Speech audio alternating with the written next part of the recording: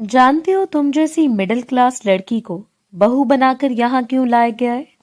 सिर्फ इसलिए कि तुम मेरे शौहर को वारिस दे सको। बच्चा पैदा होते ही तुम्हें यहाँ से जाना होगा। फहाम कुरैशी की बीवी के लहजे में इस कदर नफरत देखकर अमारा की पलकें नम हुई। वो मासूम कम उम्र थी। चची ने बेटियों का जहेज बनाने की खातिर इसे निकाह के नाम पर बेच डाला था। वो इस सच से नावाकिफ आंखों में ख्वाब सजाए फहाम कुरैशी की दुल्हन बनी बैठी थी, मगर अब दिल बर्दाश्त होकर अपना मेकअप उतारने लगी। मैं मर जाऊंगी लेकिन इस अमीर जादी के लिए बच्चा पैदा नहीं करूंगी। वो हिचकियों के साथ रो रही थी जब शेरवानी पहने फहाम कुरैशी अंदर दाखिल हुआ। बात सुनो लड़की, मैं बाप नहीं बन सकता, इसलिए तुम्हें प्रेग्नेंट करने के लिए मेरा दोस्त। वो उरूसी लिबास में मलबूस बेड के किनारे बैठी थी, सर झुका हुआ था और उंगलियां बेख्तियार अपने दुपट्टे के किनारे को मड़ोड़ रही थी। इसके कानों में अभी तक निकाह के अल्फाज गूंज रहे थे, मगर दिल में खुशी की एक रमक भी नहीं थी। आज वो एक ऐसे मर्द की बीवी बनी थी जिसकी जिंदगी में पहले एक औरत मौजूद थी। वो अपनी मर्जी से इसकी दुल्हन नहीं बनी थी, बल्कि अपनी चची के हाथों एक कीमत के बदले इस घर में बेच दिया गया था। ये ख्याल इसके सीने पर पत्थर बनकर रखा हुआ था। इसने बचपन से आज तक कभी किसी चीज पर अपना हक नहीं जताया था। नए कपड़े हमेशा चची की बेटियों के उतरे हुए होते थे। खिलौने भी इन्हीं के तोड़े हुए नसीब में आए थे। तारीफ भी इन्हीं की होती थी, मोहब्बत भी इन्हीं के हिस्से में आती थी। इसके हिस्से में सिर्फ हुक्म, खामोशी और बर्दाश्त आई थी। मगर आज पहली बार इसे महसूस हो रहा था कि शायद किस्मत ने इससे इस आखिरी हक भी छीन लिया है। लिबास बांटना आसान होता है, मगर क्या हमसफर भी बांटा जा सकता है? ये सोचकर इसकी पलकें भीग गईं। वो आंसू रोकने की कोशिश कर ही रही थी कि कमरे का दरवाजा अचानक खुला। इसने चौंक कर सर उठाया। सामने एक निहायत खूबसूरत मगर टूटी हुई औरत खड़ी थी। बाल बिखरे हुए थे, आंखें सूजी हुई थी और चेहरे पर ऐसा दर्द था जैसे कई रातों से सोई ना हो। अमारा फौरन समझ गए ये नाजिया थी, इसके शौहर की पहली बीवी। चंद लम्हे दोनों खामोश रहीं। नाजिया ने इसे सर से पांव तक देखा, फिर तल्खी से हंस पड़ी। इतनी घबराई हुई क्यों बैठी हो? मेरे शौहर का इंतजार कर रही हो? अमारा के होंठ हिले मगर आवाज न निकली। नाजिया चंद कदम आगे बढ़ी। इसकी आंखों में अजीब सी आग थी। अपने दिल में मेरे शौहर के लिए किसी भी किस्म का ख्वाब मत सजाना। जानती हो तुम यहाँ क्यों लाई गई हो? अमारा खामोश रही। नहीं जानती तो सुन लो, तुम्हें इस घर की बहू नहीं बनाया गया, तुम्हें सिर्फ एक मकसद के लिए खरीदा गया है। इसने लफ्ज खरीदा पर खास जोर दिया था। मेरे शौहर को वारिस चाहिए और वो वारिस तुम पैदा करोगी। जिस दिन बच्चा तुम्हारे हाथों में आएगा, इसी दिन तुम इस घर से निकाली जाओगी। तुम्हारा काम खत्म, तुम्हारी जरूरत खत्म। अमारा का चेहरा सफेद पड़ गया था। नाजिया ने एक कदम और करीब आकर धीमी मगर जहरीली आवाज में कहा, और अगर तुमने अपनी जवानी, अपनी मासूम शक्ल या अपनी अदाओं से मेरे शौहर को अपनी तरफ माइल करने की कोशिश की, तो याद रखना मैं तुम्हें जिंदा रहने के काबिल नहीं छोड़ूंगी। तुम सिर्फ एक जरिया हो, बीवी नहीं। अपनी औकात पहचान लो। इस घर में तुम्हारी हैसियत एक मुलाजमा से ज्यादा नहीं है। अमारा की आंखों में नमी तैरने लगी थी। इसके अंदर कहीं एक आवाज जोर से चीखी थी, ये जुल्म है, ये नाइंसाफी है। इस्लाम ने मर्द को एक से ज्यादा निकाह की इजाजत जरूर दी है, मगर साथ ही अदल का हुक्म भी दिया है। किसी औरत को सिर्फ औलाद पैदा करने का जरिया बना देना कहाँ का इंसाफ है? वो चाहती थी कि मजबूत लहजे में कहे, मैं भी एक इंसान हूं, कोई चीज नहीं जिसे खरीद कर इस्तेमाल किया जाए। मगर सामने खड़ी औरत की लड़ती आवाज, सुर्ख आंखें और टूटा हुआ वजूद इसकी जुबान को कुफल लग गई थी। और ये औरत सिर्फ गुस्से में नहीं, अपने खौफ, हसरत और महरूमी में भी जल रही थी। शायद वो अपने शौहर से ज्यादा अपनी किस्मत से लड़ रही थी। नाजिया ने आखिरी बार इसे नफरत भरी निगाह से देखा और बोली, آج کی رات یہ بات اپنے دل و دماغ میں بٹھا لو، اس گھر میں میری جگہ لینے کا خواب کبھی مت دیکھنا۔ یہ کہہ کر وہ تیز قدموں سے کمرے سے نکل گئی تھی۔ دروازہ بند ہوتے ہمارا جیسے پتھر کی مورت بن گئی تھی، پھر اگلے لمحے اس نے دونوں ہاتھوں سے اپنا سر تھام لیا۔ آنسو اب ضبط کی حدیں توڑ چکے تھے۔ اس سے پہلی بار شدت سے احساس ہوا تھا کہ شاید اس کی نئی زندگی شروع نہیں ہوئی تھی، بلکہ اس کی آزمائش کا ایک اور باب کھل گیا تھا۔ چند لمحے بعد وہ آہستہ آہستہ بستر سے اتر کر ڈریسنگ ٹیبل کے سامنے آ بیٹھی۔ آئینے میں اپنا عکس دیکھ کر ایک لمحے کو اس کا دل بھر آیا۔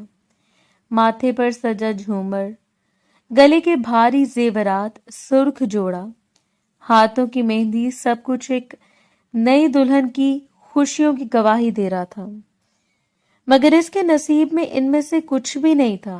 اس نے روئی اٹھائی اور خاموشی سے اپنے چہرے کا میک اپ صاف کرنا شروع کر دیا۔ ہر بار جب روئی اس کے گال سے گزرتی تو یوں محسوس ہوتا جیسے وہ اپنے خواب مٹا رہی ہو۔ اس کے لب بے اختیار ہلے۔ بے شک اسے تکلیف ہو رہی ہوگی، مگر میں کبھی بھی اس امیر زادی کے لیے بچہ نہیں کروں گی۔ میں کوئی جانور نہیں ہوں جسے نسل بڑھانے کے لیے خریدا جائے۔ وہ انہی تلخ خیالوں میں گم تھی کہ دروازہ کھلا۔ اس نے چونک کر آئینے میں دیکھا، ایک وجیح، باوقار مگر سخت چہرے والا مرد اندر داخل ہوا۔ وہ فوراً گھبرا کر اپنی جگہ سے کھڑی ہوگی۔ فہام نے ایک سرسری نظر اس پر ڈالی، پھر سخت لہجے میں بولا، یہ کیا کر رہی ہو؟ میک اپ کیوں اتار رہی ہو؟ دماغ ٹھکانے پر ہے تمہارا؟ امارا نے نظریں جھکا لی۔ میں کافی دیر سے آپ کا انتظار کر رہی تھی۔ جب آپ نہیں آئے تو میں نے سوچا شاید آپ آج نہیں آئیں گے، اس لیے لباس بدلنے کا ارادہ کر لیا تھا۔ فہام نے کوئی جواب نہیں دیا، چند لمحے خاموش کھڑا اسے دیکھتا رہا، پھر بولا، مجھے تم سے ایک ضروری بات کرنی ہے۔ امارا نے خاموشی سے سر ہلا دیا۔ فہام نے گہرا سانس لیا۔ میرے پاس دولت ہے، عزت ہے، شہرت ہے، میں نے زندگی میں ہر چیز حاصل کی، لیکن ایک کمی ایسی ہے جسے میں دنیا سے چھپاتا آیا ہوں۔ آج تمہیں بتا رہا ہوں، اور یہ بات میں نے اپنی پہلی بیوی، اپنی ماں، خاندان کے کسی بھی شخص کو نہیں بتائی، مگر تمہیں بتا رہا ہوں کیونکہ تمہارے علم میں اس بات کا ہونا ضروری ہے۔ میں باپ نہیں بن سکتا۔ امارا نے چونک کر اس کی طرف دیکھا۔ فہام نے بات جاری رکھی، اس لیے میں نے تم سے شادی کی ہے، مجھے ایک وارث چاہیے، اور وہ وارث تم مجھے دو گی۔ اس مقصد کے لیے میں نے تم جیسی غریب لڑکی کا انتخاب کیا۔ امارا کی آنکھوں میں حیرت کے ساتھ غصہ بھی اتر آیا۔ اگر آپ باپ نہیں بن سکتے تھے تو دوسری شادی کیوں کی؟ پہلی بیوی تو پہلے سے موجود ہے نا، پھر میری زندگی برباد کرنے کی کیا ضرورت تھی؟ فہام نے ہاتھ اٹھا کر اسے خاموش کروایا۔ جب میں بات مکمل کر لوں تب سوال کرنا، بیچ میں مت بولوں۔ میرا ایک ملازم ہے، مگر میں اسے ملازم نہیں، اپنا دوست سمجھتا ہوں۔ ابھی اسی وقت تمہارا نکاح اس کے ساتھ ہوگا، اور 1 سال تک تم اس کے گھر اس کی بیوی بن کر رہو گی۔ امارا کا رنگ اڑ گیا۔ یہ آپ کیا کہہ رہے ہیں؟ میرا نکاح آپ سے ہو چکا ہے، ایک نکاح کے ہوتے ہوئے دوسرا نکاح کیسے ہو سکتا ہے؟ فہام نے سرد نگاہوں سے اسے دیکھا۔ اس کے چہرے پر نہ شرمندگی تھی، نہ تذبذب، صرف بے حسی۔ پھر وہ نہایت اسپاٹ لہجے میں بولا، میں فہام قریشی اپنے پورے ہوش و حواس میں تمہیں طلاق دیتا ہوں۔ امارا کی سانس جیسے رک گئی، اس کے قدم بے اختیار پیچھے ہٹے۔ وہ بھی اس جملے کا صدمہ بھی برداشت نہیں کر پائی تھی کہ فہام نے دوبارہ کہا، میں تمہیں طلاق دیتا ہوں۔ اس کی آنکھوں سے آنسو پھسل پڑے۔ اگلے لمحے تیسرا وار ہوا، میں تمہیں طلاق دیتا ہوں۔ امارا کا وجود جیسے اندر سے خالی ہو گیا تھا۔ فہام نے بے رحمی سے اپنی بات جاری رکھی، اب ہمارا رشتہ ختم ہو چکا ہے، اب تمہارا نکاح میرے دوست سے ہوگا۔ جب تم اولاد پیدا کر لو گی تو بعد میں تمہاری شادی مجھ سے کر دی جائے گی۔ اس طرح کوئی شرعی مسئلہ بھی نہیں رہے گا، یعنی حلالہ ہو چکا ہوگا۔ امارا نے کانپتی ہوئی آواز میں کہا، آپ انسان ہیں یا کوئی فرعون؟ کیا میں کوئی چیز ہوں جسے جب چاہا خریدا، جب چاہا چھوڑ دیا، پھر کسی اور کے حوالے کر دیا؟ فہام کا چہرہ سخت ہو گیا. تم میری خریدی ہوئی غلام ہو. تم وہی کرو گی جو میں کہوں گا. اگر میری بات ماننے سے انکار کیا تو صرف تم نہیں، تمہارا پورا خاندان ایک ایسے مقدمے میں پھنسے گا کہ ساری زندگی جیل کی سلاخوں کے پیچھے گزار دے گا. میرے پاس اتنی طاقت ہے کہ تم لوگوں کا نام و نشان مٹا دوں. اس لیے عقل مندی اسے میں ہے کہ خاموشی سے میری ہر بات مانو. وہ دروازے کی طرف بڑھا، پھر رکے بغیر بولا، نکاح کی تیاری کرو، میں انتظامات کر کے آتا ہوں. دروازہ بند ہوا تو امارا کو یوں لگا جسے اس کی پوری دنیا بند ہو گئی ہو. وہ چند لمحے وہیں کھڑی رہی. اس کے کانوں میں صرف ایک الفاظ گونج رہی تھی، طلاق طلاق طلاق. اسے یقین ہی نہیں آ رہا تھا کہ چند لمحے پہلے وہ ایک شخص کی بیوی تھی اور اب کسی اجنبی کے ساتھ اس کا نکاح کرنے کی بات کی جا رہی تھی. اس کے جسم سے جیسے جان نکل گئی تھی. اس کے گھٹنے جواب دے گئے اور وہ بے جان وجود کے ساتھ زمین پر گر پڑی. آنسو بہتے رہے مگر وہ رونا بھی بھول چکی تھی. اس کے آنکھوں میں صرف ایک سوال تھا، آخر چند لمحوں میں اس کی پوری زندگی کس جرم کی سزا بن گئی؟ یہ ہوا کیا تھا؟ اسے بالکل کچھ سمجھ نہیں آ رہا تھا. تقریباً آدھے گھنٹے کے بعد کمرے کا دروازہ دوبارہ کھلا. فہام قریشی اندر داخل ہوا. اس کے پیچھے ایک عمر رسیدہ مولوی صاحب تھے. چند مرد بطور گواہ ان کے ساتھ موجود تھے اور ان سب کے آخر میں سفید شلوار قمیض پہنے ایک شخص خاموشی سے اندر آیا. اونچا لمبا دراز قد، چوڑے کندھے، مضبوط جسم اور سنجیدہ چہرہ. اسے ایک عام انسان کی بجائے کسی ریاست کے باوقار سپہ سالار کا روپ دے رہا تھا. اس کی نظریں جھکی ہوئی تھی اور وہ خاموشی سے ایک طرف جا کھڑا ہوا. ہمارا اب بھی زمین پر بیٹھی تھی، آنکھیں مسلسل رونے سے سرخ ہو چکی تھی. فہام آگے بڑھا اور اس کا بازو پکڑ کر اسے کھڑا کرتے ہوئے بولا، میں جانتا ہوں اس وقت تم کن حالات سے گزر رہی ہو، لیکن میں اپنے فیصلے سے ایک انچ بھی پیچھے نہیں ہٹ سکتا. اگر آج میں نے تمہارے جذبات پر رحم کر لیا تو شاید زندگی بھر اولاد کی خوشی سے محروم رہ جاؤں گا. فیصلہ ہو چکا ہے اور تمہیں میری بات ماننی ہوگی. امارا نے جھٹکے سے اپنا ہاتھ اس کی گرفت سے چھڑا لیا. آپ پاگل ہو چکے ہیں، آپ کا دماغ خراب ہو گیا ہے. میرا آپ سے کوئی تعلق نہیں رہا، مجھے ابھی اسی وقت اپنے گھر جانا ہے. فہام کے ہونٹوں پر ہلکی سی طنزیہ مسکراہٹ ابھری. جا سکتی ہو، ضرور جا سکتی ہو، لیکن جانے سے پہلے میرے 10 لاکھ روپے واپس کر دو. امارا نے بے یقینی سے اسے دیکھا. کون سے 10 لاکھ؟ وہی 10 لاکھ جن میں نے تمہیں تمہارے چت سے خریدا تھا. پوری رقم ادا کرو اور دروازہ کھولے، چلی جاؤ. یہ سن کر امارا کے وجود سے جیسے آخری ہمت بھی نکل گئی. اس کی جیب میں اس وقت 10 روپے بھی نہ تھے. 10 لاکھ کہاں سے لاتی؟ وہ دونوں ہاتھ جوڑ کر روتی ہوئی بولی، خدا کے لیے میری ذات کا تماشا مت بنائے. میں انسان ہوں، کوئی سودا نہیں، مجھ پر رحم کرے. فہام کا چہرہ ذرا برابر نہیں بدلا. اس نے سرد لہجے میں کہا، نکاح کرو گی یا پھر ابھی پولیس کو فون کروں؟ ایک اشارہ کافی ہوگا. تمہارا پورا خاندان ایسی مصیبت میں پھنسے گا کہ نکل نہیں سکے گا. امارا پھوٹ پھوٹ کر رونے لگی. اس کے آنسو مسلسل بہہ رہے تھے مگر وہاں موجود کسی شخص کے چہرے پر ترس کا ایک نشان بھی نہیں تھا. فہام نے مولوی صاحب کی طرف دیکھا. مولوی صاحب اجازت ہے، نکاح کی کاروائی شروع کریں. مولوی صاحب نے آہستہ سے سر ہلایا، پھر امارا کی طرف متوجہ ہوئے. بیٹی اپنا پورا نام بتائیے. امارا نے بامشکل اپنے ہونٹ ہلائے. امارا بنت ریاض احمد. مولوی صاحب نے رجسٹر پر نظر ڈالتے ہوئے کہا، امارا بنت ریاض احمد، آپ کا نکاح سربلند شاہ ولد نسیم شاہ کے ساتھ طے کیا جا رہا ہے. کیا آپ کو یہ نکاح قبول ہے؟ امارا کے آنسو تھمنے کا نام نہیں لے رہے تھے. ایک ہی دن میں اس کی پوری زندگی بار بار چھینی جا رہی تھی. چند لمحے خاموش رہنے کے بعد اس نے ٹوٹتی ہوئی آواز میں کہا، قبول ہے. مولوی صاحب نے دوبارہ وہی سوال دہرایا، امارا بنت ریاض احمد، کیا آپ کو یہ نکاح قبول ہے؟ اس نے لرزتے ہونٹوں پر زبان پھیری، آنکھیں بند کی اور سسکتے ہوئے دوبارہ کہا، قبول ہے. تیسری مرتبہ سوال ہوا تو اس کی آواز اتنی دھیمی تھی کہ جیسے ہر لفظ اس کی روح سے کھینچا جا رہا ہو. قبول ہے. مولوی صاحب نے سر ہلایا، پھر اپنی نگاہ اس خاموش شخص کی طرف اٹھائی جو شروع سے ایک لفظ بھی نہیں بولا تھا. سربلند شاہ ولد نسیم شاہ، کیا آپ کو امارا بنت ریاض احمد سے نکاح قبول ہے؟ सफेद लिबास में मलबूस मर्द ने पहली बार नजरें उठाई। इसके चेहरे पर ना खुशी थी, ना गुरूर, ना बेसब्री, सिर्फ संजीदगी थी। इसने मजबूत मगर पुरसकून आवाज में जवाब दिया, कबूल है। मौलवी साहब ने दोबारा सवाल किया, क्या आपको ये निकाह कबूल है? इसने इसी इस्तेकामत से कहा, कबूल है। तीसरी बार सवाल दोहराने पर भी इसके लहजे में कोई तब्दीली नहीं आई। कबूल है। मौलवी साहब ने दुआ पढ़कर निकाह मुकम्मल होने का ऐलान किया।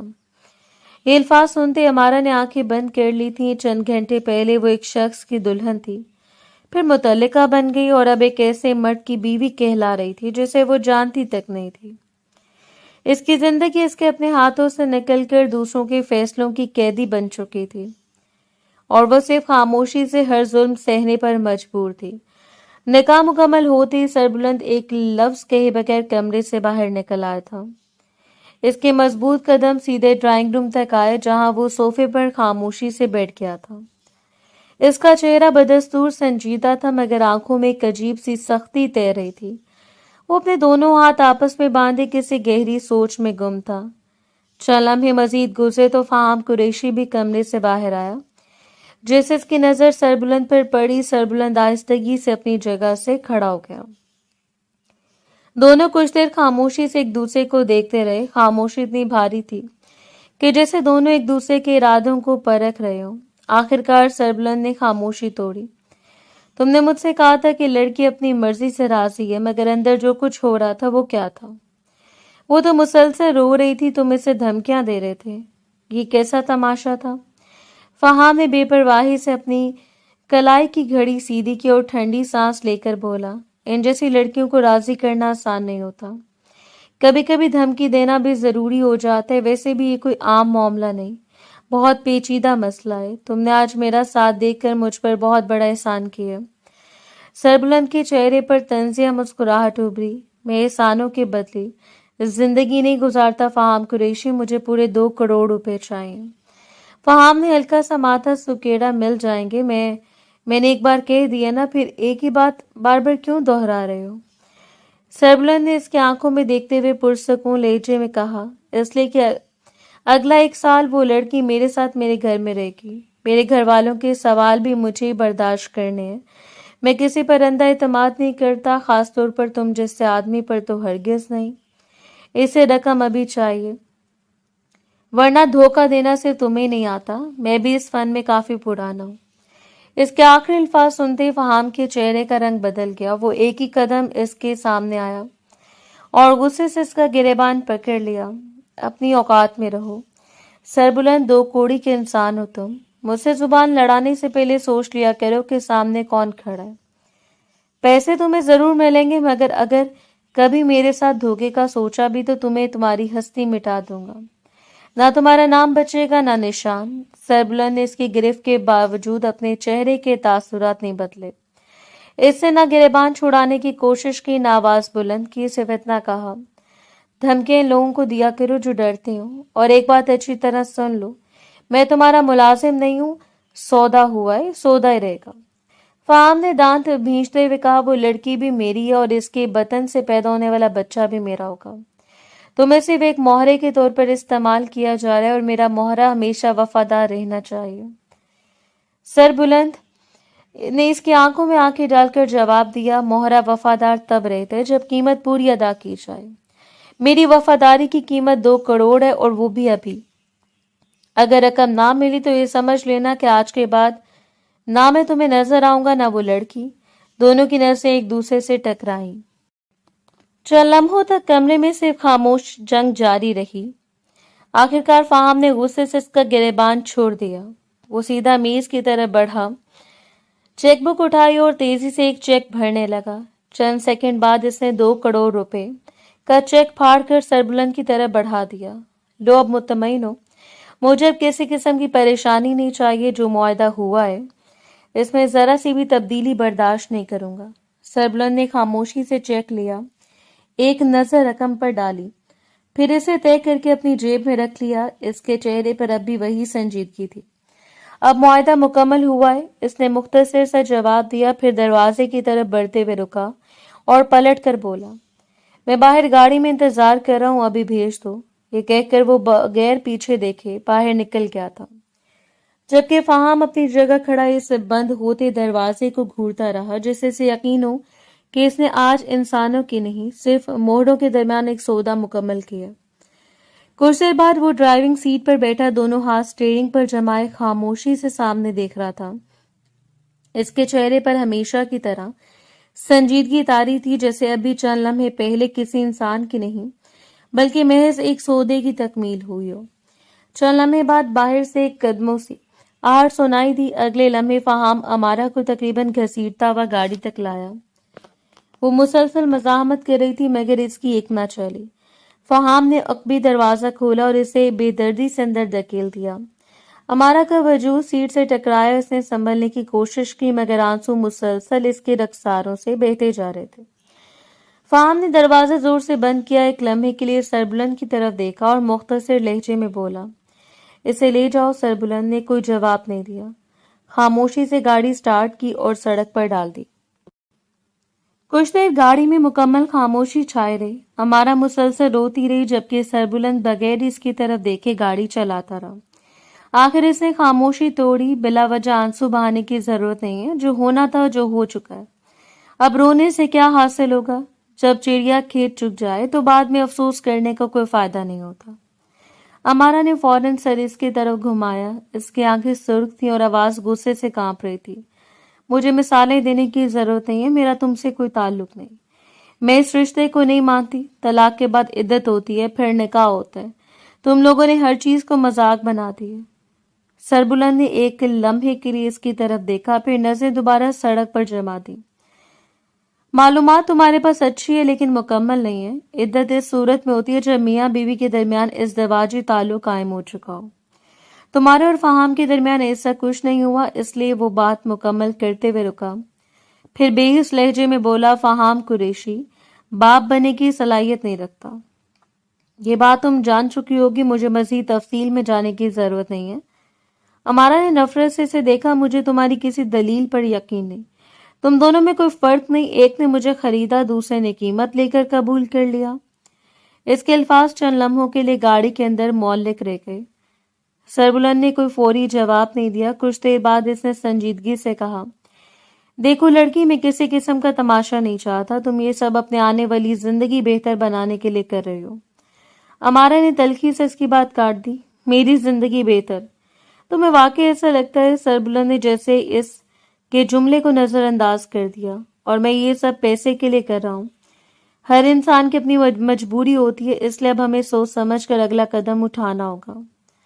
وہ خاموشی سے سنتی رہی۔ سربلند نے مزید کہا، ابھی میرے گھر پہنچنے کے بعد خاندان والوں کے سامنے مجھے جھوٹ بولنا پڑے گا، وہاں تم نے صرف میرا ساتھ دینا ہے۔ اگر تم نے کوئی ایسی بات کہی جس سے معاملہ خراب ہوا تو یاد رکھنا میں سیدھا فہام کو تمہاری شکایت کروں گا۔ امارہ کے چہرے کا رنگ اڑ گیا۔ سربلند نے اسے سپاٹ انداز میں بات جاری رکھی، اور تم جانتی ہو فہام کیا کر سکتا ہے، نقصان صرف تمہیں نہیں پہنچے گا، تمہارا پورا خاندان اس کی زد میں آ جائے گا، اس لیے جذبات سے نہیں عقل سے کام لینا۔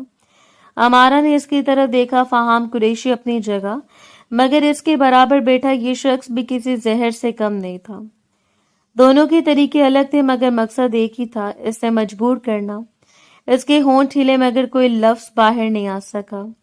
اس نے خاموشی سے اپنا چہرہ دوسری طرف موڑ لیا تھا اور کھڑکی کے باہر نظریں جما دی۔ آنسو اب بھی اس کی پلکوں پر تھے مگر وہ مزید نہیں روئی۔ گاڑی کے اندر دوبارہ خاموشی اتر آئی تھی۔ جب سربلند نے محسوس کیا کہ اس کی سسکیاں رک چکی ہیں تو اس نے آہستگی سے گہرا سانس خارج کیا تھا۔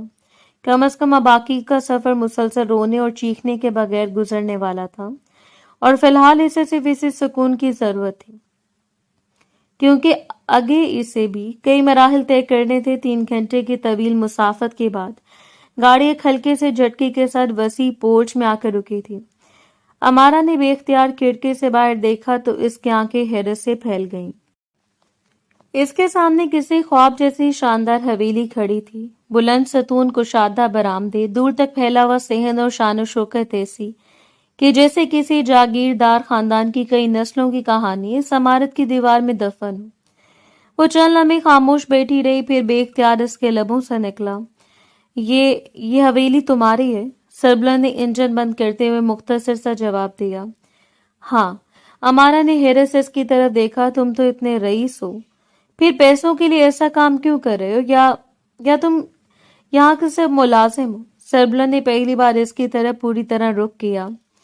इसकी आंखों में हमेशा की तरह वही पुरस्कार सुकून था। मैं इस हवेली का मुलाजिम नहीं, मालिक हूँ। ये पूरी हवेली मेरे नाम है। अमारा के होंठ बेख्तियार खुल गए।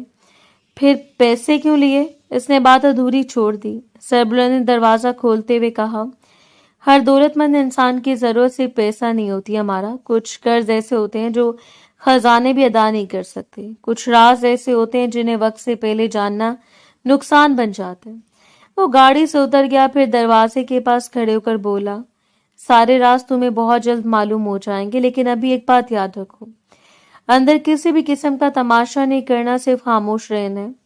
अमारा इसके अल्फाज को समझने की कोशिश करती रही, मगर हर जुमला एक नई उलझन बनकर इसके जहन में उतर आ था। आखिरकार वो भी खामोशी से गाड़ी से उतर आई। सरबुलंद के आगे चल रहा था और वो इसके पीछे हवेली के अंदर दाखिल हो गई। जैसे वो कुशादा लाउंज में पहुंचे, अमारा की नजर वहां बैठे अफराद पर पड़ी।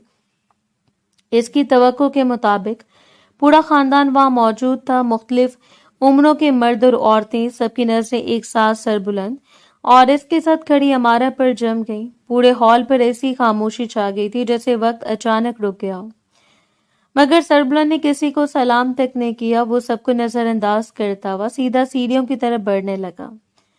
अभी वो चंद कदम ही चला था कि पीछे से एक गरजदार आवाज पूरे लाउंज में गूंजी, सरबुलंद। वो रुका मगर पलटा नहीं। ये क्या हरकत है तुम्हारी? नायला बेगम गुस्से से इसकी तरफ पड़ रही थी। तुम्हें मालूम भी है कि तुमने क्या की है? तुम्हारी मंगनी हो चुकी है, तुम शादी कैसे कर सकते हो? ये सिर्फ गलती नहीं, हमारे खानदान की तौहीन है। सरबुलंद आहिस्तगी से पलटा। इसके चेहरे पर ना घबराहट थी ना शर्मिंदगी। इसने अपनी मां की आंखों में देखते हुए पुरसकून लहजे में कहा, मैंने निकाह किया, कोई गुनाह नहीं किया, और वैसे भी मर्द को 4 निकाह की इजाजत है। मैं अपनी दूसरी शादी मंगेतर से कर लूंगा। फिर इतना शोर मचाने की क्या जरूरत है? क्या मुझे अपनी पसंद से शादी करने का हक भी नहीं? इसके अल्फाज खत्म हुए नहीं थे कि इसके बाबा अपनी जगह से उठ खड़े हुए। शर्म आनी चाहिए तुम्हें। नसीम शाह की आवाज में ऐसा रोब था कि लाउंज में बैठा हर शख्स खामोश हो गया था। वो लड़की मेरे मरहूम भाई की बेटी है। तुम इसके साथ ऐसा जुल्म कैसे कर सकते हो? हमने तुम्हें सरदारी की गद्दी इसलिए नहीं सौंपी थी कि तुम अपनी मर्जी के फैसले करके पूरे खानदान को जलील करो। सरबुलंद ने चंद लम्हे खामोशी से इन्हें देखा, फिर निहायत संजीदगी से बोला, अगर मेरी पसंद आप सबके लिए इतना बड़ा मसला है तो फिर मैं आज इसी वक्त सरदारी से दस्तबरदार होने को तैयार हूं।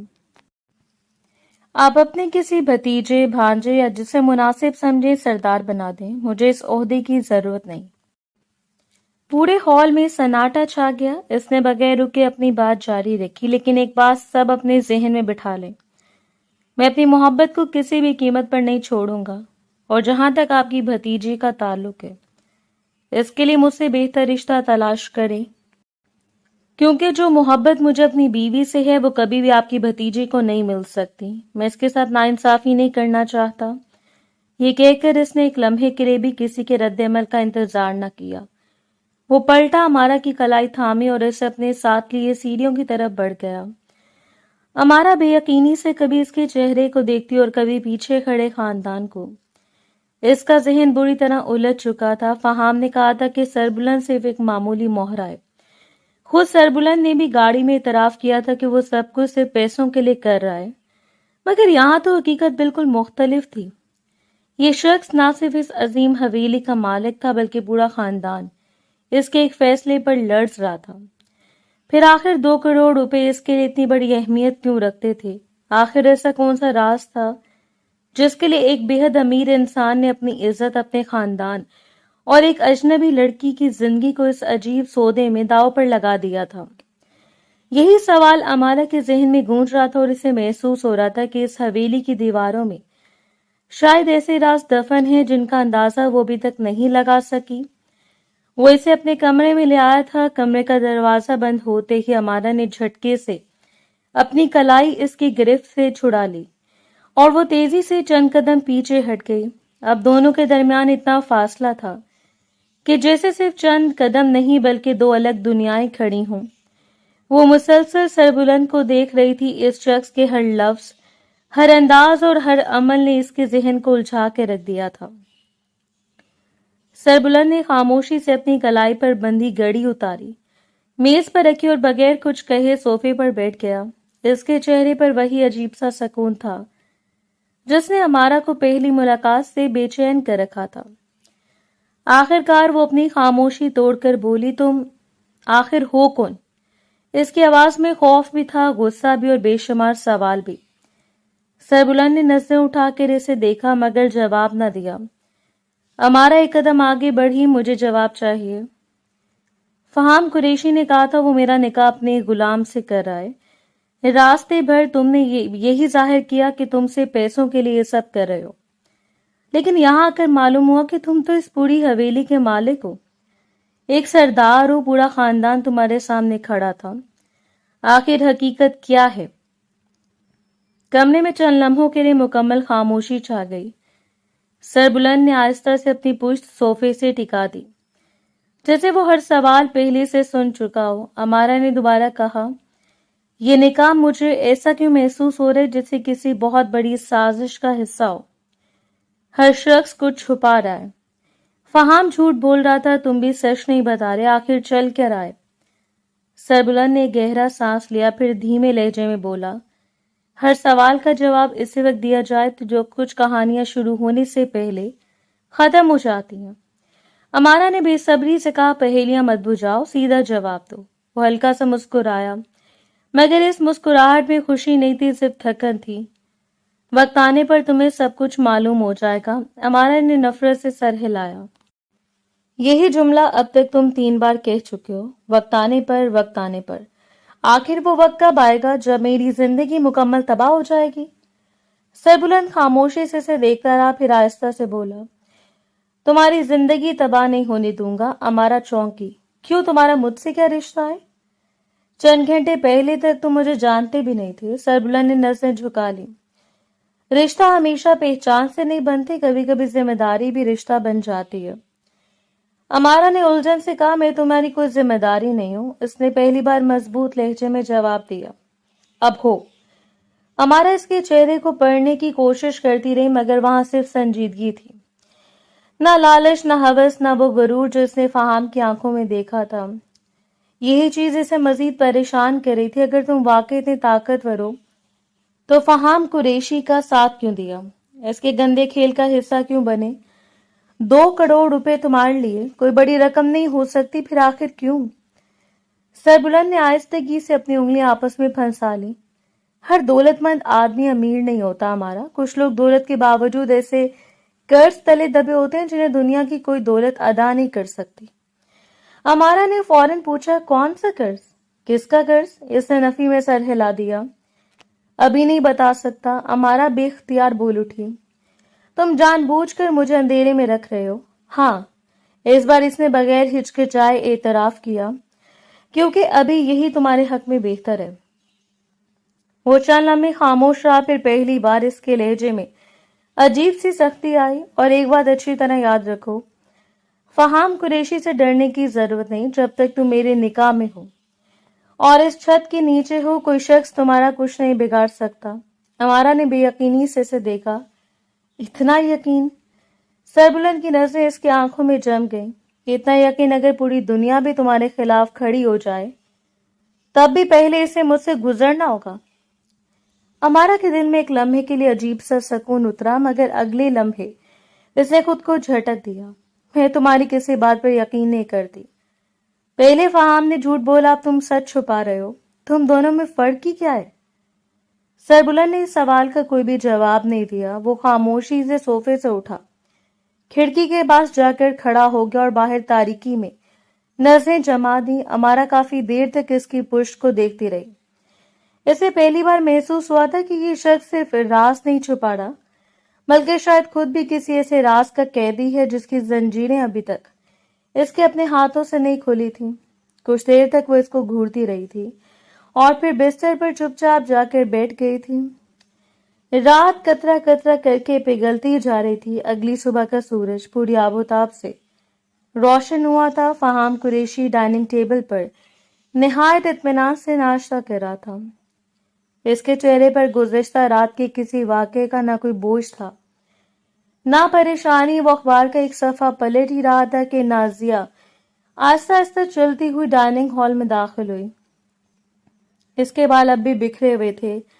آنکھیں رات بھر کے جاگنے سے سوج چکی تھیں اور چہرے پر وہی شکستہ کیفیت تھی جو کسی خوفزدہ عورت کی پہچان بن جاتی ہے. اس نے چند لمحے خاموشی سے فہام کو دیکھا، پھر طنزیہ انداز میں کرسی کھینچ کر اس کے سامنے بیٹھ گئی. تو آخرکار دل بھر گیا.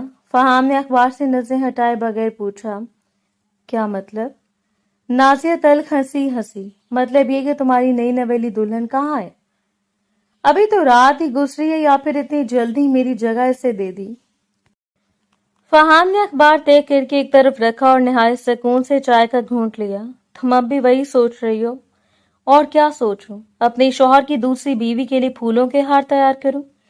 اس کے لہجے میں زہر گھلا ہوا تھا. فہام نے کرسی سے ٹیک لگائی اور ہلکی سی مسکراہٹ کے ساتھ اسے دیکھنے لگا. تم مجھے اتنا بے حس سمجھتی ہو؟ نازیہ نے فوراً جواب دیا. کل رات تک تو ایسے ہی لگ رہا تھا. فہام آہستہ سے اپنی جگہ سے اٹھا اور اس کے قریب آ کر کھڑا ہو گیا.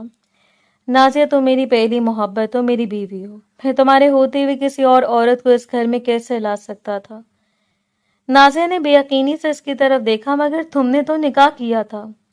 ہاں کیا تھا، فہام نے بغیر جھجکے جواب دیا. اور میں نے شوہر ہونے کا حق بھی ادا کیا تاکہ کوئی انگلی نہ اٹھا سکے. لیکن اس کے بعد میں نے فیصلہ کر لیا کہ میں اپنی محبت پر سوتا نہیں بٹھاؤں گا. نازیہ کی سانس جیسے رک گئی. کیا مطلب؟ فہام نے نرمی سے اس کے دونوں ہاتھ اپنے ہاتھوں میں لے لیے. اسے میں نے اس گھر سے رخصت کر دیا. کہاں؟ میرے شہر سے باہر ایک فارم ہاؤس ہے، وہاں رکھوا دیے. اس کی ہر ضرورت پوری ہوگی، کسی چیز کی کمی نہیں ہوگی. مگر وہ اس گھر میں نہیں رہے گی. نازیہ کی آنکھوں میں پہلی بار امید کی ہلکی سی چمک ابھری. سچ کہہ رہے ہو؟ فہام نے مسکرا کر اس کی پیشانی سے بکھری لٹ ہٹائی. کیا میں نے کبھی تم سے جھوٹ بولا ہے؟ یہ جملہ کہتے ہوئے اس کے چہرے پر ایسی مہارت سے معصومیت سجی تھی کہ اگر کوئی اس کے اصل منصوبے سے واقف نہ ہوتا تو وہ واقعی اس پر یقین کر لیتا. نازیہ کی آنکھوں سے بے اختیار آنسو نکل آئے. مجھے لگا تھا میں تمہیں کھو دوں گی. پوری رات یہی سوچتی رہی کہ اب تمہاری محبت تقسیم ہو جائے گی. فہام نے فوراً اسے اپنے سینے سے لگا لیا. پاگل ہو تم، محبت تقسیم نہیں ہوتی. تو میری زندگی کا وہ حصہ ہو جسے کوئی چھین نہیں سکتا. دوسری شادی صرف ایک مجبوری تھی، دل کی خواہش نہیں. نازیہ نے اس کے سینے سے لگے دھیمی آواز میں پوچھا. پھر تم نے شادی کی کیوں؟ فہام نے ایک لمحے کے لیے نظریں چرائیں، پھر بنا کسی جھجک کے جھوٹ بولا. کاروبار میں کچھ ایسے معاملات تھے جہاں ایک رشتہ ضروری تھا اور اولاد بھی چاہیے. تم یہ تو جانتی ہو کہ تم کتنا علاج کروا چکی ہو، لیکن نتیجہ صفر آ رہا ہے. ہر بات تمہیں ابھی بھی نہیں بتا سکتا، مگر یقین کرو اس لڑکی کی میرے دل میں کوئی جگہ نہیں. اگر ہوتی تو آج صبح وہ اسی گھر میں موجود ہوتی. نازیہ نے آہستہ سے اس کی قمیض مضبوطی سے تھام لی. مجھے صرف آپ چاہیے فہام، میں کسی کے ساتھ آپ کو بانٹ نہیں سکتی. فہام نے اس کے سر پر ہاتھ پھیرا. اور اسی لیے تو میں نے اسے یہاں نہیں رہنے دیا. میں اپنی بیوی کی آنکھوں میں روز روز آنسو نہیں دیکھ سکتا. نازیہ نے پہلی بار کئی دنوں بعد سکون کا سانس لیا. اسے لگا جیسے اس نے اپنی جنگ جیت لی ہو. مگر اسے کیا معلوم تھا کہ جس آدمی کے سینے سے لگ کر وہ خود کو محفوظ سمجھ رہی تھی، وہی شخص اس کی زندگی کا سب سے بڑا جھوٹ اپنے سینے میں دفن کیے کھڑا تھا. اور اسی جھوٹ کی بنیاد پر کئی زندگیاں خاموشی سے تباہ ہونے جا رہی تھی. وہ اس کو الزام دے رہا تھا ماں نہ بننے کا، حالانکہ حقیقت اس کے برعکس تھی. دوسری جانب حویلی میں صبح کی ہلکی روشنی کمرے میں پھیل چکی تھی. سربلند کافی دیر پہلے جاگ چکا تھا. وہ صوفے پر سیدھا بیٹھا خاموش نگاہوں سے بستر کی طرف دیکھ رہا تھا جہاں ہمارا گہری نیند میں سو رہی تھی. گزشتہ رات وہ اسی بستر پر سوئی تھی جبکہ سربلند نے پوری رات صوفے پر گزاری تھی. ان دونوں کے درمیان کسی بھی قسم کا ازدواجی تعلق قائم نہیں ہوا تھا. امارا کے چہرے پر تھکن صاف جھلک رہی تھی، جیسے کئی دنوں سے سکون کی نیند نہ سوئی ہو. سربلند کی نظریں چند لمحے اسی پر ٹھہری رہیں. شاید وہ یہ جاننے کی کوشش کر رہا تھا کہ اتنی آزمائشوں کے باوجود کوئی انسان اتنی خاموشی سے کیسے سوچ سکتا ہے۔ اچانک ہمارا نے ہلکی سی کروٹ لی سے یوں محسوس ہوا جیسے کوئی مسلسل اسے دیکھ رہا ہو۔ اس نے آہستہ آہستہ آنکھیں کھولی، چند لمحوں تک وہ چھت کو دیکھتی رہی، پھر نظریں کمرے میں گھومی اور صوفے پر بیٹھے سربلند پر جا ٹھہری۔ پہلے وہ کچھ سمجھ نہ سکی، مگر جیسے کل رات کے تمام واقعات ایک ایک کر کے اس کے ذہن میں لوٹے، وہ گھبرا کر فوراً اٹھ بیٹھی۔ چند لمحوں تک دونوں خاموش رہے، پھر سربلند اپنی جگہ سے اٹھا اور پرسکون لہجے میں بولا، تیار ہو جاؤ، چند باتیں ہیں جو تمہیں اچھی طرح سمجھانا ضروری ہے۔ ہمارا خاموشی سے اسے دیکھتی رہی۔ وہ چند قدم چل کر اس کے سامنے آ کھڑا ہوا۔ اس کمرے سے باہر جاتے ہم دونوں کے درمیان کسی قسم کا اختلاف کسی کو نظر نہیں آنا چاہیے۔ سب کو یہی محسوس ہونا چاہیے کہ تم میری دل عزیز بیوی ہو اور میں تم سے بہت محبت کرتا ہوں۔ امارا نے حیرت سے اس کی طرف دیکھا۔ وہ مزید بولا، اور سب یہی سمجھیں گے کہ گزشتہ رات ایک عام میاں بیوی کی طرح ہمارے درمیان ازدواجی تعلق بھی قائم ہوا ہے۔ کسی کو شک ہونے کی گنجائش نہیں ملنی چاہیے۔ امارا کے چہرے پر الجھن مزید گہری ہو گئی، لیکن وہ رک گئی۔ سربلند خاموشی سے اسے دیکھتا رہا۔ سربلند، تم نے ایسا کیوں کیا؟ میں سوچ سوچ کر پاگل ہو جاؤں گی، پلیز مجھے بتا دو۔ اس کی آواز اس بار پہلے سے کئی زیادہ نرم تھی۔ ہمارا مقصد تو ایک بچہ پیدا کرنا ہے، پھر رات تم میرے قریب بھی نہیں آئے۔ تم نے مجھ سے کوئی ایسی بات تک نہیں کی جس سے مجھے ڈر محسوس ہوتا۔ تم اتنے امیر ہو، پوری حویلی کے مالک ہو، سب تمہاری عزت کرتے ہیں، پھر اصل میں تم ہو کون؟ تم مجھ سے کیا چاہتے ہو؟ خدا کے لیے مجھے سچ بتا دو۔ اب مجھے گھبراہٹ ہونے لگی ہے۔ سربلند نے کچھ لمحے خاموش رہ کر اس کی آنکھوں میں دیکھا، پھر نہایت دھیمے لہجے میں بولا، تمہیں ہر سوال کا جواب ملے گا، لیکن ابھی نہیں۔ ہمارا بے اختیار بول اٹھی، یہی جواب تم ہر بار دیتی ہو، آخر کیوں؟ کیا میں اتنی بھی قابل اعتماد نہیں؟ اس نے نفی میں سر ہلایا۔ بات اعتماد کی نہیں، وقت کی ہے۔ کچھ حقیقتیں اگر وقت سے پہلے سامنے آ جائیں تو صرف منصوبے نہیں، زندگیاں بھی برباد ہو جاتی ہیں۔ امارا نے بے بسی سے کہا، میں کسی منصوبے کا حصہ نہیں بننا چاہتی، میں صرف یہ جاننا چاہتی ہوں کہ میری زندگی کے ساتھ کیا ہو رہا ہے۔ سربلند کی آواز بدستور پرسکون رہی، فی الحال صرف اتنا جان لو کہ تم محفوظ ہو۔ جب تک تم میرے نکاح میں ہو تمہارے ساتھ کچھ غلط نہیں ہونے دوں گا۔ ہمارا نے اس کی آنکھوں میں جھانکا۔ کیوں؟ وہ چند لمحے خاموش رہا، کیونکہ ہمارا نے فوراً سوال دہرایا، آخر کیوں؟ تم میرے ساتھ غلط کیوں نہیں ہونے دینا چاہتے؟ کل رات سے اب تک میں نے اتنا ضرور محسوس کیا ہے کہ تم ویسے انسان نہیں ہو جیسے فہام قریشی ہے۔ تم کو چھپا رہے ہو، مگر برے انسان نہیں لگتے۔ پھر آخر حقیقت کیا ہے؟ سربلند کے چہرے پر ایک لمحے کے لیے عجیب سی اداسی ابھری، مگر اگلے لمحے وہ غائب ہو گئی۔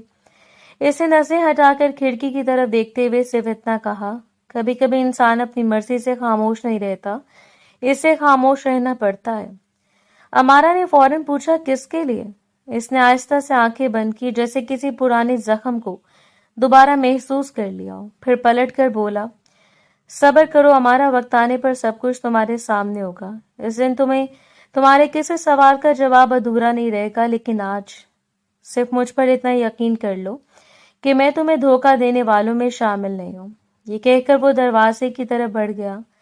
امارا خاموشی سے اسے جاتا دیکھتی رہی۔ اس شخص کے ہر جواب کے پیچھے ایک نئی پہیلی چھپی ہوئی تھی، اور جتنا وہ اس کے قریب آ رہی تھی اتنا ہی وہ خود کو اس پراسرار راز کی بھول بھلائیوں میں کھویا ہوا محسوس کر رہی تھی۔ دوپہر ڈھلنے لگی تھی۔ صبح ناشتے کے بعد سربلند خود اس پورے خاندان سے ملوا چکا تھا۔ حیرت انگیز طور پر کسی نے اس سے سخت لہجے میں بات نہیں کی۔ کچھ چہروں پر ناراضگی ضرور تھی، کچھ نگاہوں میں سوال بھی تھے، مگر سربلند شاہ کی بیوی ہونے کا مقام ایسا تھا کہ کوئی بھی اس کی بے عزتی کرنے کی ہمت نہ کر سکا۔ امارا نے بھی نہایت سادگی، ادب و نرم لہجے سے سب کی ملاقات کی تھی، جس کی وجہ سے حویلی کے اکثر افراد نہ چاہتے ہوئے بھی اسے قبول کرنے پر مجبور ہو گئے تھے۔ اب وہ ایک ملازمہ کے ساتھ حویلی کے مختلف حصے دیکھ رہی تھی۔ وسیع راہداریوں سے گزرتے ہوئے اس کی نظر اچانک ایک مضبوط لکڑی کے دروازے پر جا کر ٹھہر گئی۔ دوسرے تمام دروازوں سے مختلف اس کے اوپر سنہری حروف میں صرف ایک جملہ لکھا تھا، اندر جانا منع ہے۔ ہمارا رک گئی۔ اس نے چند لمحے وہ عبارت پڑھی، پھر ملازمہ کی طرف دیکھ کر پوچھا، یہ کمرہ کس کا ہے؟ ملازمہ نے فوراً نظریں جھکا لی، بیگم صاحبہ یہ سردار صاحب کا ذاتی کمرہ ہے۔ ذاتی کمرہ؟ امارا نے حیرت سے دوہرایا، اور کسی کو اندر جانے کی اجازت نہیں؟ ملازمہ نے جلدی سے نفی میں سر ہلایا۔ جی نہیں، اس دروازے کے اندر آج تک خاندان کا کوئی بھی فرد نہیں گیا۔ صفائی بھی خود سردار صاحب کرتے ہیں، ہمیں بھی اندر جانے کی اجازت نہیں۔ امارا کی پیشانی پر بل پڑ گئے، لیکن دروازے پر تو کوئی تالا بھی نہیں لگا۔ تالے کی ضرورت نہیں پڑتی بیگم صاحبہ، اس حویلی میں کوئی بھی ان کے حکم کی خلاف ورزی نہیں کرتا۔ امارا کے ہونٹوں پر ایک عجیب سے مسکراہٹ ابھری۔ اچھا تو پھر آج کوئی کرے گا؟ ملازمہ گھبرا کر اس کے سامنے آ گئی۔ نہیں، خدا کے لیے ایسا مت کیجیے، اگر سردار صاحب کو معلوم ہو گیا تو بہت ناراض ہوں گے۔ امارا نے سکون سے کہا، بس یہی تو دیکھنا چاہتی ہوں وہ آخر کب ناراض ہوتے ہیں، ہر وقت پتھر کی طرح خاموش رہتے ہیں۔ بیگم صاحبہ میری بات مان لیں، ملازمہ تقریباً منت بھرے لہجے میں بولی۔ میں نے کبھی کسی کو دروازہ کھولتے نہیں دیکھا، مگر امارا جس سے فیصلے کر چکی تھی وہ سیدھی دروازے تک گئی، ہینڈل پر ہاتھ رکھا اور ایک لمحے کو رکی۔ اگر وہ مجھ سے سچ نہیں بولے گا تو شاید اس کا کمرہ بول دے۔ اگلے لمحے اس نے ہینڈل گھمایا، دروازہ بغیر کسی مزاحمت کے کھل گیا۔ ملازمہ نے گھبرا کر دونوں ہاتھ منہ پر رکھ لیے، جبکہ امارا آہستہ آہستہ اندر داخل ہوئی، مگر صرف ایک قدم رکھتے ہی اس کے قدم جیسے زمین میں جم گئے۔ اس کی سانس بے اختیار رک گئی، پورا کمرہ صرف اسی سے بھرا ہوا تھا۔ سامنے دیوار پر اس کی ایک بڑی سی تصویر لگی تھی، دائیں طرف دوسری تصویر، بائیں طرف تیسری، اور پھر ایک اور۔ ہر دیوار پر صرف امارا کا چہرہ تھا، کہیں وہ مسکرا رہی تھی، کہیں کسی بازار سے گزرتی ہوئی، کہیں کتاب ہاتھ میں لیے کھڑی تھی، کہیں کسی درخت کے سائے میں بیٹھی تھی۔ وہ تصویریں ایسی نہیں تھی جو کسی تقریب میں لگی ہوں، بلکہ جیسے برسوں سے دور کھڑا کوئی شخص خاموشی سے اس کی زندگی کو دیکھتا رہا۔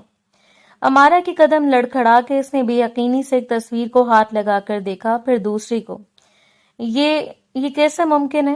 اس کی دھیمی آواز خود اس کے کانوں کو اجنبی لگی۔ اس کی نظر ایک شیشے کی الماری پر گئی، وہاں نہایت احتیاط سے طے کیا ہوا اس کا ایک دوپٹہ رکھا تھا، وہی دوپٹہ جو چند ماہ پہلے اس کے چچا کے گھر سے اچانک گم ہو گیا تھا۔ اس کے برابر مخمل کے ایک چھوٹے سے ڈبے میں اس کی ایک اکیلی جھمکی رکھی تھی۔ امارا کے ہاتھ بے اختیار اپنے کانوں تک گئی، یہ جھمکی تو برسوں پہلے کہیں کھو گئی تھی۔ اس نے کانپتے ہاتھوں سے اپنا چہرہ ڈھانپ لیا۔ یہ سب کیا ہے؟ اس کی آنکھوں میں خوف، حیرت اور بے یقینی ایک ساتھ اتر آئی تھی۔ وہ کسی ایسے راز کے بیچ کھڑی تھی جس کا تصور بھی اس نے کبھی نہیں کیا تھا۔ چند لمحوں بعد وہ تیزی سے پلٹی اور تقریباً بھاگتی ہوئی کمرے سے باہر نکل آئی۔ ملازمہ بھی دروازے کے پاس خوفزدہ کھڑی تھی۔ امارا سیدھی اس کے سامنے آ کر رکی اور تیز لہجے میں بولی، سربلند کہاں ہے؟ ملازمہ نے گھبرا کر جواب دیا، جی سردار صاحب، اس وقت جرگے میں ہے، تمام معززین اور قبیلے کے مردوں کے ساتھ بیٹھے ہیں۔ امارا کی آنکھوں میں بانسو نہیں تھے، صرف فیصلہ تھا۔ اس نے مضبوط لہجے میں کہا، انہیں ابھی پیغام بھیجو، کہنا ان کی بیوی انہیں فوراً کمرے میں بلا رہی ہے۔ ملازمہ نے حیرت سے اسے دیکھا، مگر اس کے چہرے کے تاثرات دیکھ کر کچھ کہنے کی ہمت نہ ہوئی۔ امارا ایک لمحے بھی رکے بغیر پلٹی اور تیز قدموں سے اپنے کمرے کی طرف بڑھ گئی۔ اب اسے کسی جواب کی ضرورت نہیں تھی، اسے صرف سچ چاہیے تھا، اور وہ سچ آج اسے شخص کی زبان سے سن کر رہے گی جس نے اس کی پوری زندگی کو ایک ناقابل فہم راز بنا دیا تھا۔ کچھ دیر بعد وہ صوفے پر بیٹھی تھی، اس کا رنگ زرد پڑ چکا تھا، دونوں ہاتھ ایک دوسرے میں جکڑے ہوئے تھے اور نظریں مسلسل دروازے پر جمی تھی۔ اس کے ذہن میں ایک ہی منظر بار بار گردش کر رہا تھا، وہ کمرہ، دیواروں پر لگی اپنی تصویریں، شیشے کی الماری میں رکھا اپنا دوپٹہ، اور برسوں پہلے گم ہونے والی جھمکی۔ اسے محسوس ہو رہا تھا کہ جیسے اس کی پوری زندگی کسی ایسے شخص کی نگاہوں میں گزری ہو جس کے وجود سے وہ بالکل بے خبر تھی۔ اچانک دروازہ کھلا، سربلند تیز قدموں سے اندر داخل ہوا۔ اس کے چہرے کا سکون پہلی بار ٹوٹا۔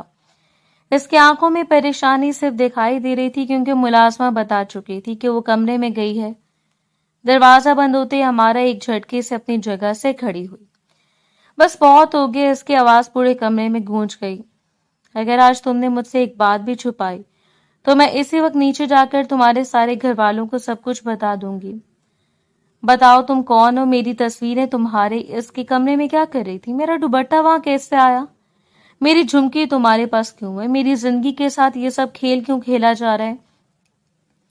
सरबुलंद ने चल हमें खामोशी से देखा, फिर आहिस्ता आहिस्ता इसके करीब आया मगर मुनासिब फासले पर रुक गया। इसे नजरें झुकाकर एक गहरा सांस लिया, जैसे बरसों से सीने में दफन कोई राज आखिरकार जुबान तक आ गया हो। तुम सच जानना चाहती हो? अमारा ने बेसब्री से कहा। हाँ, आज पूरा सच। सरबुला ने पहली बार बगैर किसी पहेली के कहा। मैं तुमसे मोहब्बत करता हूँ अमारा। कमरे में खामोशी छा गई। अमारा की पलकें बेख्तियार झपकी, वो जैसे ये अल्फाज सुनने के लिए तैयार ही न थी। सरबुला ने धीमे लहजे में बात जारी रखी। मैंने तुम्हें पहली बार बाजार में देखा था, तुम अपने चची की बेटियों के साथ थी। वो खरीदारी में मसरूफ थी और तुम खामोशी से इनके पीछे चल रही थी। वो खरीदारी में मसरूफ थी। इसी दौरान तुम्हारे कान से एक झुमकी गिर गई। मैंने तुम्हें आवाज देने की कोशिश की मगर तुम भीड़ में गुम हो गई थी। मैंने वो झुमकी संभाल ली, शायद इस उम्मीद पर कि कभी तुम दोबारा मिल जाओगी। वो चंद लम्हे रुका, फिर बोला, इस एक मुलाकात ने मेरी जिंदगी बदल दी। मैंने तुम्हारे बारे में मालूमात हासिल करना शुरू की। तब मालूम हुआ कि तुम किसी अजियत भरी जिंदगी में रह रही हो, किस तरह हर रोज जलील की जाती हो, किस तरह तुम्हारी हर खुशी छीन ली जाती है। मैंने कई बार इरादा किया कि सीधा तुम्हारे घर रिश्ता लेकर जाऊं, मगर हर बार कोई ना कोई रुकावट मेरे सामने आ जाती। फिर एक दिन खबर मिली कि तुम्हारा रिश्ता फहाम कुरैशी से तय हो गया। अमारा बेख्तियार बोली। फिर सरबुलंद की आंखों में सख्ती उतर आई। इसी दौरान मुझे मालूम हुआ कि फहाम बाप बनने की सलाहियत नहीं रखता और वो अपनी ख्वाहिश पूरी करने के लिए किसी भी हद तक जा सकता है। मैं जान गया था कि अगर मैं खामोश रहा तो तुम्हारी जिंदगी बर्बाद हो जाएगी, इसलिए मैं खुद इसके करीब गया, इसका एतमाद जीता, इसके कारोबार में मुलाजिम बनकर दाखिल हुआ और आहिस्ता आहिस्ता इसके हर मंसूबे को समझ लिया। अमारा ने हैरत से पूछा, ये सारा मंसूबा तुम्हारा था?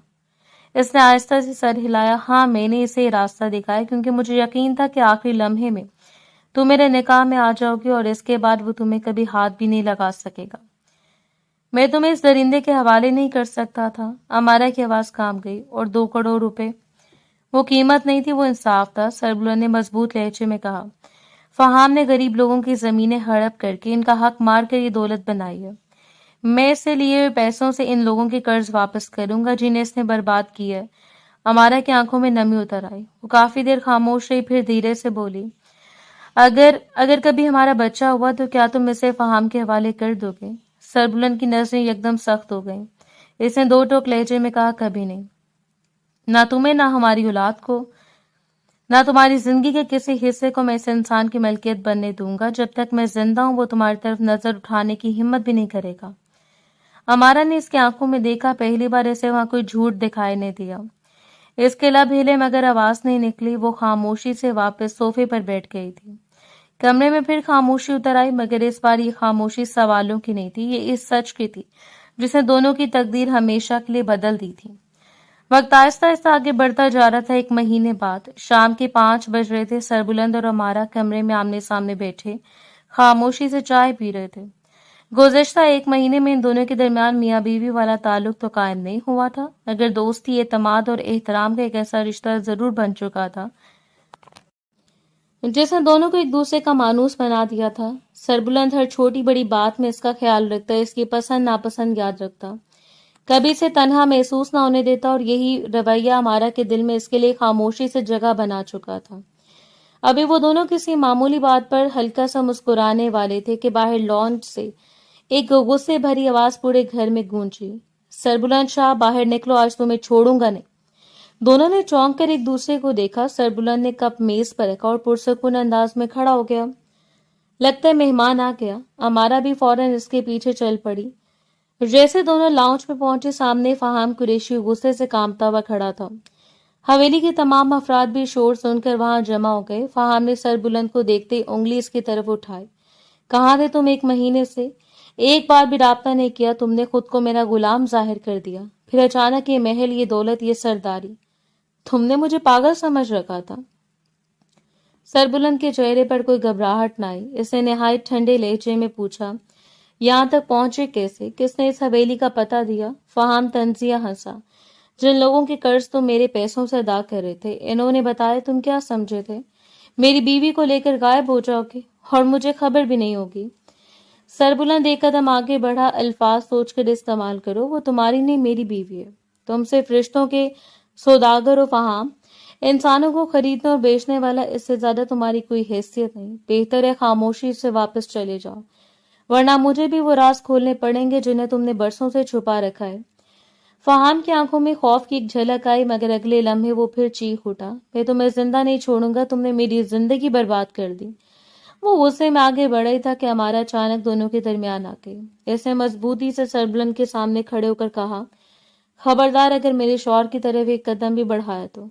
पूरा लाउंज खामोश हो गया। फहाम ने हैरत से इसे देखा। शौहर, ये तुम्हें मालूम भी है कौन है? अमारा ने पूरी साबित कदमी से जवाब दिया, हाँ मुझे मालूम है, ये वो इंसान है जिसने मेरी इज्जत की नहीं, हिफाजत की, जिसने मुझे कभी मजबूर नहीं किया, कभी मेरी बेइज्जती नहीं की, कभी मेरे इत्मीनान को नहीं तोड़ा। मैं इससे मोहब्बत करती हूँ और तुमसे नफरत। फहाम ने हकारत से हंसते हुए कहा, इसके पास कुछ नहीं है, ये सब ढोंग है, एक दिन तुम्हें छोड़ देगा। अमारा ने इसकी बात काट दी, अगर ये मुझे किसी झोंपड़ी में भी रखेगा तब भी मैं इसके साथ रहूंगी, क्योंकि घर दीवारों से नहीं बनता, किरदार से बनता है। तुम्हारे पास दौलत जरूर है मगर इज्जत नहीं। तुमने हमेशा रिश्तों का सौदा किया और इस इंसान ने एक अजनबी लड़की की इज्जत बचाने के लिए अपनी हर चीज दांव पर लगा दी। फर्क सिर्फ यही है और यही फर्क हमेशा रहेगा। अब यहाँ से चले जाओ। फहाम ने गुस्से से सरबुलंद की तरफ देखा, मगर इसकी खामोश नजरें ही काफी थी। सरबुलंद ने सिर्फ हल्का सा इशारा किया। अगले लम्हे गार्ड आगे बढ़े और फहाम को बाजुओं से पकड़कर दरवाजे की तरफ ले जाने लगे। जाते जाते वो मुसलसल धमकियां देता रहा, मगर इसकी आवाज अब इस शख्स की लग रही थी जो अपनी ताकत नहीं अपनी शिकस्त पर चीख रहा हो। दरवाजा बंद हुआ तो लाउंज में खामोशी छा गई। अमारा ने आहिस्ता से पलटकर सरबुलंद की तरफ देखा। इसकी आंखों में आंसू थे, मगर इस बार ये बेबसी के नहीं, इत्मीनान के आंसू थे। वो चंद कदम चलकर इसके सामने आ खड़ी हुई। तुम जानते हो, मेरी पूरी जिंदगी सिर्फ रिश्तों के नाम पर दुख देखे थे। पहली बार किसी ने मुझे अपना समझकर मेरी हिफाजत की है। इसकी आवाज भराई हुई थी। मैं तुमसे मोहब्बत करती हूँ सरबुलंद, शायद इस दिन जब तुमने बगैर किसी हक के भी मेरी इज्जत को अपना फर्ज समझ लिया था। सरबुलंद की आंखें भी नम हो गईं। इसने आहिस्ता से इसका हाथ अपने हाथ में लिया और कहा, शुक्रिया मुझे इस काबिल समझने के लिए। मोहब्बत मांगी नहीं जाती, किरदार से कमाई जाती है, और आज तुमने मेरी जिंदगी की सबसे बड़ी दौलत मुझे दे दी। हमारा जवाब में खामोशी से इसके गले लग गई। सरबुलंद ने भी इसे मजबूती से अपने हिसार में ले लिया था। हवेली में खड़े हर शख्स ने इसे मंजर को खामोशी से देखा था। इस्लाम में सबको एक हकीकत समझ आ गई थी कि दौलत, ताकत और रुतबा कभी किसी इंसान को बड़ा नहीं बनाते, बल्कि इसका किरदार और इसकी दयानत ही इसे इज्जत देते हैं। क्योंकि मोहब्बत कभी खरीदी नहीं जा सकती, लेकिन सच्ची मोहब्बत हर जुल्म और हर साजिश और हर अंधेरे पर आखिरकार जरूर फतह हासिल कर लेती है।